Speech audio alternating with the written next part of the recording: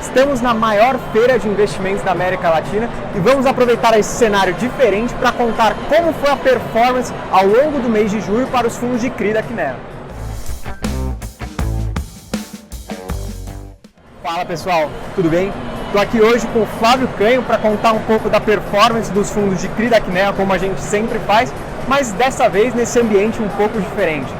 Bom, Flávio, vamos começar como a gente sempre começa, falando sobre o KNCR, o nosso fundo pós-fixado que conseguiu aumentar o seu patamar de rendimento.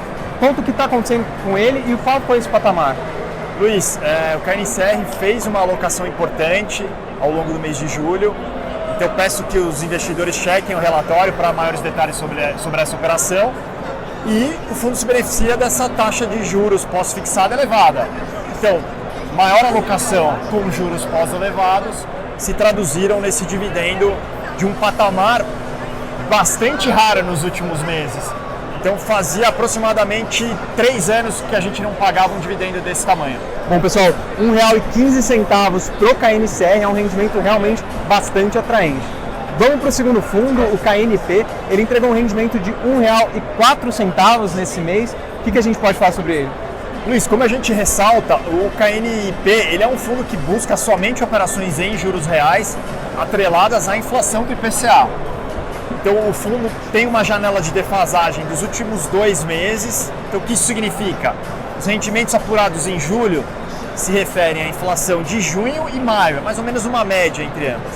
O que significa dizer que menores patamares de inflação representam menores dividendos. É uma lógica normal desse fundo, assim como ele vem distribuindo dividendos muito fortes nessa janela de IPCA forte que o país atravessou. Bacana, Flávio. Inclusive, se eventualmente o fundo tiver uma reação negativa no secundário por conta de um rendimento maior que foi originado por uma deflação, isso pode sim ser uma oportunidade por você estar comprando o mesmo fundo com a mesma segurança, a mesma carteira, só que num ponto de entrada menor. O terceiro fundo que vamos falar aqui é o Kinea High Yield. Ele entregou um retorno de R$ 1,16. O que está acontecendo com ele? Kinea High Yield, Luiz, nosso fundo mais arrojado. Ele tem uma carteira mesclada, mais ou menos 30% em juros pós-fixados, 70% em juros reais. Fizemos uma nova operação, uma nova alocação nesse mês. E ali o fundo está praticamente sem caixa, tem um caixa residual. É um processo agora de acompanhamento das operações e do comportamento dos indexadores para os próximos meses. Kinea Securities, o quarto fundo aqui da casa, ele entregou um rendimento de 91 centavos, que foi muito colaborado por esse patamar adicional que a gente tem de CDI, que foi colocado ao longo desse ano na carteira. O que a gente pode falar dele? Exatamente, Luiz. O Kinea Securities começou o ano com uma alocação pequena em juro pós-fixado, perto de 10% do fundo, e hoje, através da emissão que a gente realizou mais para o início do ano, o fundo alcançou 40% em juros pós-fixados, que é uma carteira quase meio a meio, e é a nossa meta, ter um portfólio equilibrado entre os dois indexadores, para que o investidor tenha uma boa performance, independentemente de um comportamento muito específico, de juro pós-elevado ou de uma janela de inflação seja muito desfavorável ou muito favorável. O último fundo que vamos falar, e também nosso fundo mais recente, é o Kinea Acreditas, também atrelado à inflação. O que a gente pode falar sobre ele, além do rendimento de R$ 1,22? Fundo 100% alocado, Luiz. Esse é um fundo jovem, ainda está no começo de uma longa trajetória. Fundo de baixo risco, operações bastante defensivas nesse segmento de CRIs pulverizados, em especial home equity. Ele tem essa característica de sofrer a correção pelo IPCA.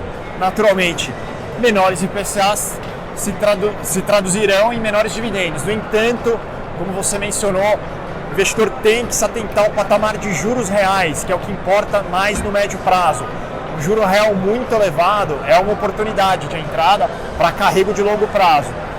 Então, tentar ponderar os dividendos de curto, mas com essa rentabilidade implícita de médio e longo prazo. Bacana, Fábio.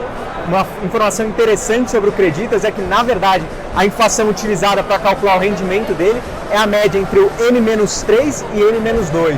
Então, na prática, o resultado gerado ao longo do mês de julho é uma média entre a inflação de abril e maio.